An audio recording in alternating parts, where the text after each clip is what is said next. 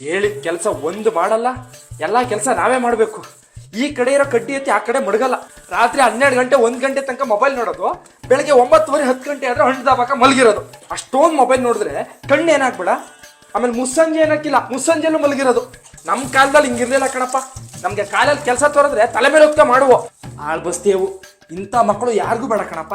ನನ್ನ ಹೊಟ್ಟೆಲಿ ಯಾಕಾರ ಹುಟ್ಟಿದ್ವು, ಅದೆಲ್ಲಿ ಕಾಯ್ಕ ನಿಂತಿದ್ದು. ಥೂ, ಒಂದ್ ಕಡೆ ಎತ್ಕೊಂಡಿದ್ ಸಾಮಾನ ಅಲ್ಲೇ ಬಂದು ಇಡಕ್ಕಾಗಲ್ವಾ? ಎಲ್ ಬೇಕಂದ್ರೆ ಅಲ್ಲಿ ಎಸ್ಬಿಡೋದು. ಹಿಂದೆಗಡೆ ಆಳ್ ತರ ಎತ್ಕೊಂಡ್ ಬರೋದು. ನಾವು ಸ್ನಾನ ಮಾಡಿದ್ಮೇಲೆ ಟವಲ್ ತಂದು ಹೊರಗಡೆ ಒಣ ಹಾಕ್ಬೇಕು. ಹೋಗಿ ಆ ಪಕ್ಕದ ಮನೆ ಕಮಲಾಂಟಿ ಮಕ್ಕಳು ನೋಡಿ ಒಂದೇ ಒಂದ್ ಕೆಲಸ ಮಾಡ್ಸಲ್ವಂತೆ ಅವ್ರ ಅಮ್ಮನ ಕೈಲಿ. ಕಮಲ ಬಟ್ಟೆ ಹೋಗ್ಕೊಂಡ್ರೆ ಇವ್ರು ಜಾಲಿಸ್ಕೊತಾರಂತೆ, ಹೋಗಿ ಬಟ್ಟೆ ಒಣೆ ಹಾಕ್ಬಿಟ್ಟು ಬರ್ತಾರಂತೆ. ಆ ಕಮಲ ಅಡುಗೆ ಮಾಡಿದ್ರೆ ಇವ್ರು ತರಕಾರಿ ಹೆಚ್ಚಿಕೊಡ್ತಾರಂತೆ. ಕಮಲ ಕಸ ಗುಡಿಸಿದ್ರೆ ಮಕ್ಕಳು ಒರೆಸ್ಕೊಡ್ತಾರಂತೆ. ನೀವು ಕಾಲ್ದಾಸಿ ನುಗ್ಗಿ ವಾ. ನೀವೇನ್ ಎಮ್ಮೆ ಬಿಡ್ಬೇಕಾ, ದನ ಬಿಡ್ಬೇಕಾ, ಆಡು ಕುರಿಗಳಿಗೆ ನೀರ್ ತೋರಿಸ್ಬೇಕಾ, ಬೆಳಿಗ್ಗೆ ಎದ್ದಿ ಕೊಟ್ಕೆ ತೊಳಿಬೇಕಾ, ತಿಪ್ಪೆ ಕಸ ಸುರಿಬೇಕಾ, ಮನೆಗೆ ಬಂದು ಅಡುಗೆ ಮಾಡ್ಬೇಕಾ? ಈ ಮನೇಲಿ ಎಲ್ಲ ನಾನೇ ಮಾಡ್ಕೊಂಡು ಸಾಯ್ಬೇಕು. ಚೆನ್ನಾಗಿದ್ರು ನಾನೇ ಮಾಡ್ಬೇಕು, ಹುಷಾರಿಲ್ದೆ ಹೋದ್ರು ನಾನೇ ಮಾಡ್ಬೇಕು, ಒಟ್ನಲ್ಲಿ ಮಾಡ್ತಾ ಇರ್ಬೇಕು. ಇನ್ನು ಇವ್ರಪ್ಪ ಬೆಳಿಗ್ಗೆ ಹೋಗಿ ಸಂಜೆ ಬರ್ತಾರೆ, ಇವ್ರು ಆಫೀಸ್ಗೆ ಹೋಗ್ತಾರೆ ಅಂತ ಇವ್ರು ಸೇವೆ ಮಾಡ್ಕೊಂಡೇ ನಿಂತಿರ್ಬೇಕು. ನಾನು ಸಂಜೆ ಬಂದ್ಮೇಲೆ ಲಂಚ್ ಬಾಕ್ಸ್ ತೆಗೆದು ಸಿಂಕ್ ಹಾಕ್ಬೇಕು ಅಂತ ಗೊತ್ತಾಗಲ್ವಾ? ಅದನ್ನು ತೆಗ್ದಿಡಲ್ಲ, ಅದನ್ನು ನಾವೇ ನೋಡ್ಬೇಕು. ಬೆಳಿಗ್ಗೆ 9 ಗಂಟೆ ಆದ್ರೂ ಫ್ಯಾನ್ ಆಫ್ ಮಾಡಲ್ಲ.